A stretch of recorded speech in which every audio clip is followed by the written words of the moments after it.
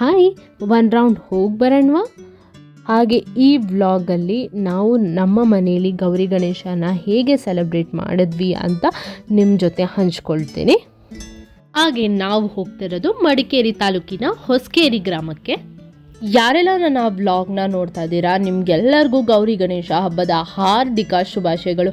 ಹಾಗೆ ನೀವು ಹೇಗೆ ಗೌರಿ ಗಣೇಶ ಹಬ್ಬನ ಆಚರಿಸಿದ್ರಿ ಅಂತ ನನಗೆ ಕಮೆಂಟ್ ಬಾಕ್ಸಲ್ಲಿ ತಿಳಿಸಿ. ಗೌರಿ ಗಣೇಶನ ನಾವು ಕೂರಿಸ್ತೀವಲ್ಲ, ಅದರ ಹಿಂದ್ಗಡೆ ನಾವು ಬ್ಯಾಕ್ ಡ್ರಾಪ್ ಏನು ಹಾಕ್ತೀವಿ ಅದು ತುಂಬ ಇಂಪಾರ್ಟೆಂಟ್ ಆಗಿರುತ್ತೆ. ಯಾಕೆ ಅಂತ ಹೇಳಿದ್ರೆ ಅದರಿಂದನೇ ನಾವು ಏನು ಕೂರಿಸ್ತೀವಲ್ಲ ಆ ಐಡಿಯಲ್ ಇನ್ನೂ ಚೆನ್ನಾಗಿ ಕಾಣಿಸುತ್ತೆ. ಸೊ ನಾವು ಇವತ್ತು ಒಂದು ಯೂಟ್ಯೂಬ್ ವಿಡಿಯೋದಲ್ಲಿ ನೋಡಿ ಈ ತೆಂಗಿನ ಗರಿ ಯೂಸ್ ಮಾಡಿಕೊಂಡು ಬ್ಯಾಕ್ ಡ್ರಾಪ್ ಮಾಡುವ ಅಂತ ಒಂದು ಐಡಿಯಾ ಹಾಕ್ಕೊಂಡಿದ್ವಿ.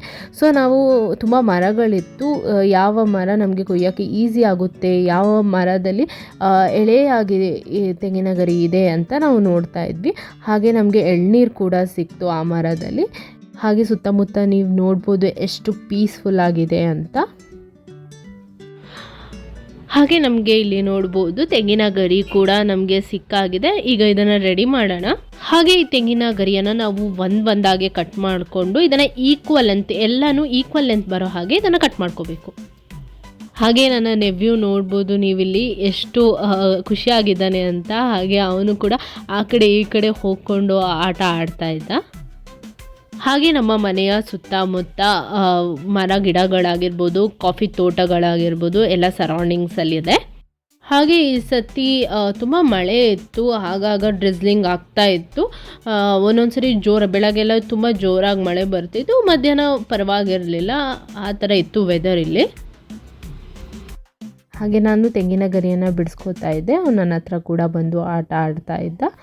ಸೊ ಅವನ ಜೊತೆ ಆಟ ಆಡಿಕೊಂಡು ನಾನು ಕೂಡ ತೆಂಗಿನ ಗರಿಯನ್ನು ಬಿಡಿಸ್ತಾ ಇದ್ದೆ. ಹಾಗೆ ಇದನ್ನು ಮ್ಯಾಟ್ ರೀತಿಯಲ್ಲಿ ನಾನು ಈ ಬ್ಯಾಕ್ ಡ್ರಾಪ್ ಐಡಿಯಾನ ನಾನು ಇಂಪ್ಲಿಮೆಂಟ್ ಮಾಡ್ತಾ ಇದ್ದೆ. ಇದು ಮಾಡೋಕ್ಕೆ ತುಂಬ ಈಸಿ ಆಗಿದೆ, ಹಾಗೆ ತುಂಬ ಚೆನ್ನಾಗಿ ಕೂಡ ಕಾಣುತ್ತೆ.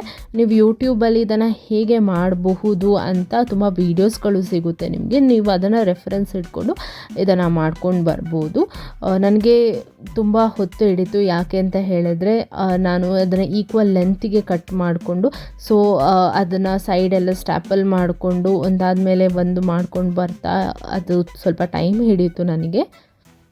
ಹಾಗೆ ನನ್ನ ನೆವ್ಯೂ ಜೊತೆ ಸ್ವಲ್ಪ ಆಟ ಆಡ್ತಾ ಸ್ವಲ್ಪ ರಿಲ್ಯಾಕ್ಸ್ ಮಾಡಿಕೊಂಡು ನನ್ನ ಟಾಸ್ಕ್ನ ಕಂಪ್ಲೀಟ್ ಮಾಡ್ತಾ ಇದ್ದೆ.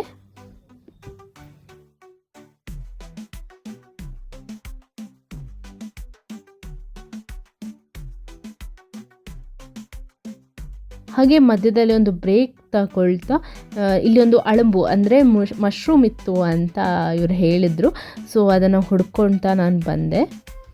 2 ದೊಡ್ಡದಾದ ಮಶ್ರೂಮ್ ಅಂದರೆ ಅಳಂಬು ಸಿಕ್ತು. ಸೊ ಇದನ್ನು ತಿನ್ಬೋದಾ ತಿನ್ನಬಾರ್ದಾ ಅನ್ನೋ ಕನ್ಫ್ಯೂಷನಲ್ಲಿ ನಾವಿದ್ವಿ. ಲಾಸ್ಟಿಗೆ ಇದನ್ನು ತಿನ್ನೋಕ್ಕಾಗೋದಿಲ್ಲ ಅಂತ ಹೇಳಿದರು. ಹಾಗೆ ನನಗೆ ಈ ಫುಲ್ ಮ್ಯಾಟ್ನ ಕಂಪ್ಲೀಟ್ ಮಾಡೋಕ್ಕಾಗಿಲ್ಲ. ಸೊ ಅಕ್ಕ ಮತ್ತು ಆಂಟಿ ಬಂದು ಇದನ್ನು ನನಗೆ ಹೆಲ್ಪ್ ಮಾಡ್ತಾಯಿದ್ರು. ಅವರೇ ಇದನ್ನು ಕಂಪ್ಲೀಟು ಸಹ ಮಾಡಿಕೊಟ್ರು. ಸೊ ಇದನ್ನು ನಾವು ಎಲ್ಲರೂ ಸೇರಿ ಇದನ್ನು ಕಂಪ್ಲೀಟ್ ಮಾಡಿದ್ವಿ. ನೋಡಿ ಕೊನೆಗೆ ಬ್ಯಾಕ್ ಡ್ರಾಪ್ ಈ ಥರ ರೆಡಿಯಾಗಿ ಬಂದಿದೆ. ಸೊ ಇದು ಎಳೆಯಾಗಿದ್ದರೆ ಈ ಎಲೆಗಳೆಲ್ಲ ತುಂಬ ಚೆನ್ನಾಗಿ ಅನಿಸುತ್ತೆ. ಸ್ವಲ್ಪ ಡ್ರೈ ಆದರೆ ಅಷ್ಟು ಲುಕ್ ಬರೋದಿಲ್ಲ ಇದಕ್ಕೆ.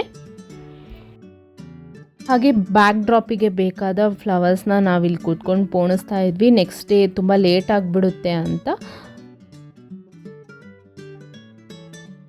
ವಿಲೇಜ್ ಲೈಫ್ ಪ್ಲಸ್ ಪಾಯಿಂಟ್ ಏನಂತ ಹೇಳಿದರೆ, ನಮಗೀಗ ಮಾವಿನ ಎಲೆ ಆಗಿರ್ಬೋದು ಅಥವಾ ಬಾಳೆ ಕಂಬ ಆಗಿರಬಹುದು ಬೇಕು ಅಂತ ಹೇಳಿದರೆ ಹಾಗೆಯೇ ನಾವು ಹೋಗಿ ಅದನ್ನು ಕಡಿದು ತೊಗೊಂಬಂದುಬಿಡ್ಬೋದು.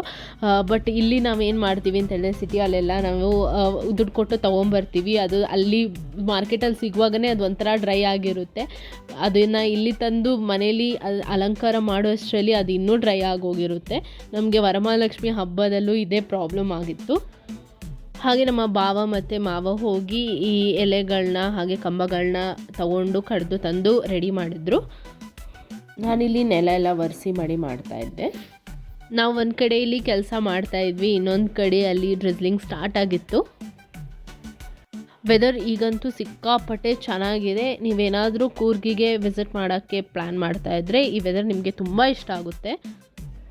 ಹಾಗೆ ಅಕ್ಕ ಇಲ್ಲಿ ರಂಗೋಲಿ ಹಾಕ್ತಾಯಿದ್ರು, ನಾನು ಇಲ್ಲಿ ತೋರಣವನ್ನು ಕಟ್ತಾ ಇದ್ದೆ. ಹಾಗೆ ನಿನ್ನೆ ನಾವು ಏನು ಮ್ಯಾಟ್ನ ತಯಾರಿಸಿದ್ವಿ, ಅದರ ಸೈಡಿಗೆ ನಾವು ಸೇವಂತಿಗೆ ಹೂವಿನ ಮಾಲೆಯನ್ನು ಹಾಕಿದ್ವಿ. ಸೊ ಇದು ರೆಡಿಮೇಡ್, ಇಲ್ಲಿ ಮಾರ್ಕೆಟಲ್ಲಿ ಸಿಕ್ತು. ಒಂದು ಮೊಳಕ್ಕೆ 70 ರುಪೀಸ್ನ ನಾವು ಕೊಟ್ವಿ. ಸೊ ಇದನ್ನು ನಾವು ಹಾಕಿ ಮಧ್ಯದಲ್ಲಿ ರಾಜ ಸಂಪಿಗೆಯನ್ನು ನಾವು ಪೋಣಿಸ್ಕೊಂಡು ಅದರ ಕೆಳಗೆ ಬೆಲ್ಲ ಹಾಕಿದ್ವಿ. ನೋಡಿ ಎಷ್ಟು ಚೆನ್ನಾಗಿದೆ ಈ ಕಲರ್ ಕಾಂಬಿನೇಷನ್ ಅಂತ. ಹಾಗೆ ಯೂಟ್ಯೂಬಲ್ಲಿ ನಿಮಗೆ ವೈಡ್ ವೆರೈಟೀಸ್ ಆಫ್ ಐಡಿಯಾ ಕೂಡ ಸಿಗುತ್ತೆ. ಹಾಗೆ ಬಾಳೆ ಕಂಬ ಏನು ಕಟ್ಕೊ ಬಂದಿದ್ರು ಅದನ್ನು ಸೈಡಿಗೆ ಇಟ್ಟು, ಹಾಗೆ ತೋರಣ, ಮಾವಿನ ತೋರಣ ಕೂಡ ನಾವಿಲ್ಲಿ ಕೆಳಗೆ ಇಳಿಬಿಟ್ಟಿದ್ವಿ. ಹಾಗೆ 9 o'clock ಒಳಗೆ ನಾವು ಗೌರಿ ಗಣೇಶನ ಕೂರಿಸ್ಬೇಕಿತ್ತು. ಸೊ ಮೊದಲು ಗೌರಿಯನ್ನು ನಾವು ಸ್ಥಾಪನೆಯನ್ನು ಮಾಡಿದ್ವಿ, ನಂತರ ಗಣೇಶನನ್ನು ನಾವು ಸ್ಥಾಪಿಸಿದ್ವಿ. ಗಣೇಶ ಚತುರ್ಥಿ ನಮ್ಮಲ್ಲಿ ಬಹಳ ಮಹತ್ವವಾದ ಹಬ್ಬ.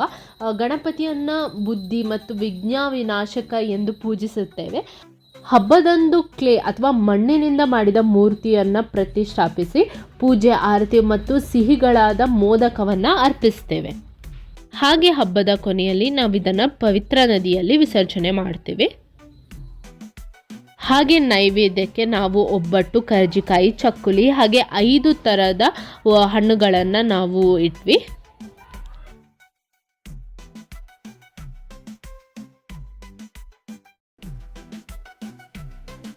ಹಾಗೆ ಎಲ್ಲ ಡೆಕೋರೇಷನ್ ಹಾಗೆ ಹೂಗಳೆಲ್ಲ ಇಟ್ಟ ಮೇಲೆ ನೋಡಿ ಇದು ಫೈನಲ್ ರಿಸಲ್ಟ್ ಅಂತಲೇ ಹೇಳ್ಬೋದು. ಹಾಗೆ ಹಿಂದೆ ಇರೋ ಮ್ಯಾಟಿಗೂ ಹಾಗೆ ನಾವು ಕೂರಿಸಿರೋ ಐಡಲ್ಗೆ ಎಷ್ಟು ಚೆನ್ನಾಗಿ ಮ್ಯಾಚ್ ಆಗಿದೆ ಅಂತ ನೋಡಿ ತುಂಬಾ ಚೆನ್ನಾಗಿ ಕಾಣಿಸ್ತಾ ಇತ್ತು. ಹಾಗೆ ಹಿಂದೆ ನಾವು ರಿಂಗ್ ಲೈಟ್ ಕೂಡ ಇಟ್ವಿ. ಸೊ ಇದು ಇನ್ನೂ ಚೆನ್ನಾಗಿ ಕಾಣಿಸ್ತಾ ಇತ್ತು. ಹಾಗೆ ನಾವು ನಮ್ಮ ಮನೆಗೆ ಏನು ಗೌರಿ ಗಣೇಶನ ತಗೊಬಂದಿದ್ವಿ, ಇದು ಎಕೋ ಫ್ರೆಂಡ್ಲಿ ಗೌರಿ ಗಣೇಶ ಅಂತಲೇ ಹೇಳ್ಬೋದು. ಯಾಕೆ ಅಂತ ಹೇಳಿದರೆ ಇದು ವಾಟರ್ ಕಲರ್ಸಿಂದ ಮಾಡಿರ್ತಾರೆ. ಹಾಗೆ ಹಿಂದಿನ ವಿಡಿಯೋದಲ್ಲಿ ನೀವು ನೋಡಿರ್ತೀರ ಸುನೀಲ್ ಅವ್ರ ಜೊತೆ ನಮ್ಮ ಮಾತುಕತೆ. ಸೊ ಅವರಿಂದನೇ ನಾವು ಪರ್ಚೇಸ್ ಮಾಡಿಕೊಂಡು ತಂದಿದ್ವಿ ಮೈಸೂರಿಂದ. ಗಣಪತಿಗೆ ಅಂತ ತಂದಿರೋ ಮಾಲೆ ಅಂತೂ ತುಂಬ ಚೆನ್ನಾಗಿತ್ತು. ಇದನ್ನು ಲೋಟಸ್ ಹಾಗೆ ರೋಸ್ ಹಾಗೆ ರಾಜಸಂಪಿಗೆಯಿಂದ ಇದನ್ನು ಪೋಣಿಸಿದ್ರು.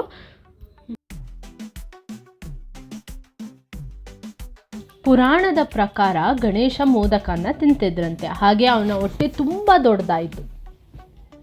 ಹಾಗೆ ಇದನ್ನು ನೋಡುತ್ತಾ ಹಾಸ್ಯ ಮಾಡಿದ ಚಂದ್ರನನ್ನು ಗಣೇಶ ಶಪಿಸಿದ. ಈ ಮುಂದೆ ನಿನ್ನನ್ನು ನೋಡುವವನು ತಪ್ಪು ಆರೋಪಕ್ಕೆ ಒಳಗಾಗುತ್ತಾನೆ ಎಂದು.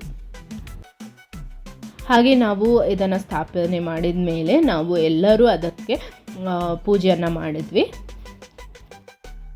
ಹಾಗೆ ನನ್ನ ಲಾಗ್ ಯಾರೆಲ್ಲ ನೋಡ್ತಾ ಇದ್ದೀರಾ ನಿಮಗೆಲ್ಲರಿಗೂ ಆಯಸ್ಸು, ಆರೋಗ್ಯ, ವಿದ್ಯಾ, ಬುದ್ಧಿ ಈ ಗಣಪತಿ ಕೊಡಲಿ ಅಂತ ನಾನು ಆಶಿಸ್ತೀನಿ.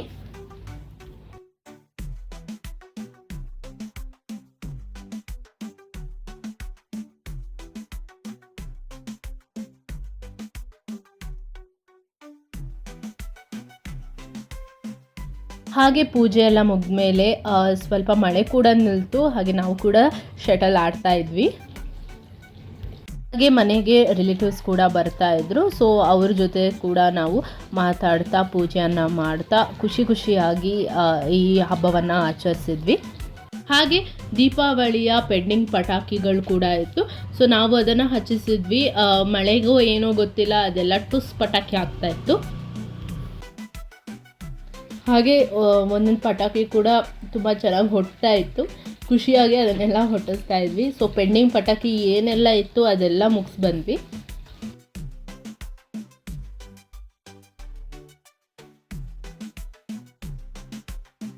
ಇದೆಲ್ಲ ಆದಮೇಲೆ ತೋಟಕ್ಕೆ ಒಂದು ರೌಂಡ್ ಹೋಗಿ ಬರೋಣ ಅಂತ ಹೋದ್ವಿ. ಬಟ್ ನಮ್ಮ ಗ್ರಾಚಾರನೋ ಏನೋ ಗೊತ್ತಿಲ್ಲ, ಮಧ್ಯದಲ್ಲಿ ತುಂಬ ಜೋರಾಗಿ ಮಳೆ ಬರೋಕ್ಕೆ ಸ್ಟಾರ್ಟ್ ಆಯಿತು. ಹಾಗೆ ಅರ್ಧಕ್ಕೆ ಹೋಗಿ ಅಲ್ಲೆಲ್ಲ ನೋಡಿಕೊಂಡು ಕಾಫಿ ತೋಟಗಳನ್ನೆಲ್ಲ ನೋಡಿಕೊಂಡು ಹಾಗೆ ವಾಪಸ್ ಆದ್ವಿ.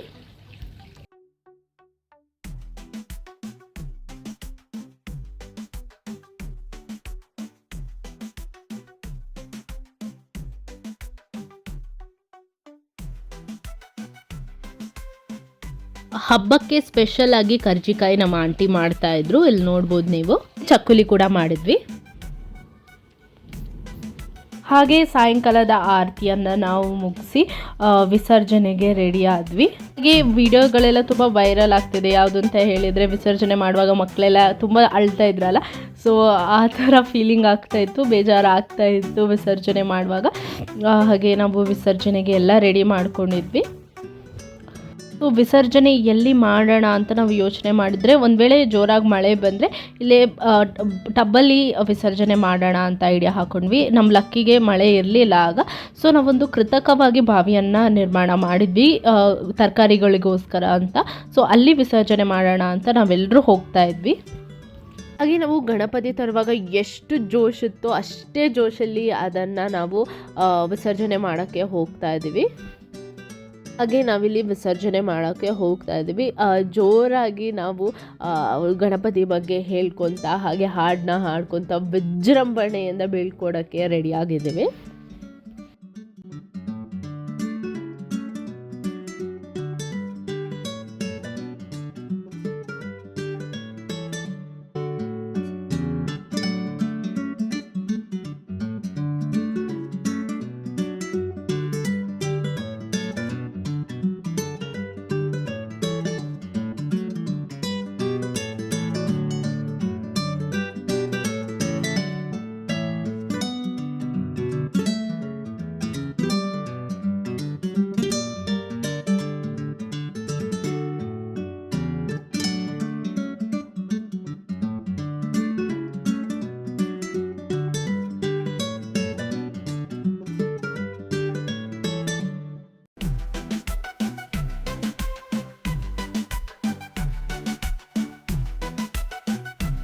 ಹಾಗೆ ನಾವು ಈ ಕೃತಕ ಬಾವಿಯಲ್ಲಿ ಇದನ್ನು ವಿಸರ್ಜನೆ ಮಾಡಬೇಕು ಅಂತ ಅಂದ್ಕೊಂಡಿದ್ವಿ. ಫಸ್ಟ್ ಈ ಬಾವಿಗೆ ಅರಿಶಿಣ ಕುಂಕುಮವನ್ನು ಹಾಕಿದ್ವಿ.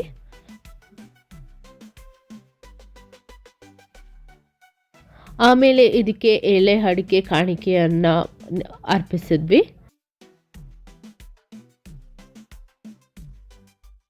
ಮೊದಲು ಗೌರಿಯನ್ನು ನಾವು ವಿಸರ್ಜನೆ ಮಾಡಿದ್ವಿ. ನೋಡಿ, ಈ ಥರ ನಾವು ವಿಸರ್ಜನೆ ಮಾಡಿದ್ವಿ.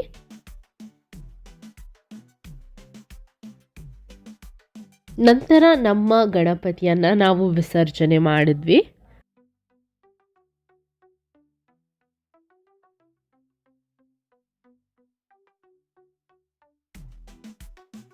ಹೇಳ್ತಾರಲ್ವಾ, ನಾವು ವಿಸರ್ಜನೆ ಮಾಡಿದ ಮೇಲೆ ನಾವು ಹಿಂದೆ ತಿರುಗಿ ನೋಡಬಾರ್ದು ಅಂತ. ಹಾಗೆ ನಾವು ವಿಸರ್ಜನೆ ಮಾಡಿ ಹೀಗೆ ನಾವು ಮನೆ ಕಡೆ ಹೊರಟ್ವಿ. ಹೀಗಿತ್ತು ನಮ್ಮ ಗಣೇಶ ಚತುರ್ಥಿ ಹಬ್ಬ. Again back to that busy life. ಈ ಬ್ಲಾಗ್ ನಿಮಗೆ ಇಷ್ಟ ಆಗಿದೆ ಅಂತ ಭಾವಿಸ್ತೀನಿ. ನೀವು ಹೇಗೆ ಆಚರಿಸಿದ್ರಿ ಹಬ್ಬವನ್ನು ಅಂತ ನನಗೆ ಕಮೆಂಟ್ ಬಾಕ್ಸಲ್ಲಿ ತಿಳಿಸಿ. Thank you all for watching. ಹಾಗೆ ನನಗೆ ಈ ಥರನೇ ಸಪೋರ್ಟ್ ಮಾಡ್ತಾ ಇರಿ. ನನ್ನ ಚಾನಲ್ಗೆ ಯಾರೆಲ್ಲ ಸಬ್ಸ್ಕ್ರೈಬ್ ಆಗಿಲ್ವೋ ಪ್ಲೀಸ್ ಸಬ್ಸ್ಕ್ರೈಬ್ ಆಗಿ. ಹಾಗೆ ಮುಂದಿನ ವಿಡಿಯೋದಲ್ಲಿ ನಾನು ಸಿಗ್ತೀನಿ. ಅಲ್ಲಿವರೆಗೂ ಟಾಡಾ.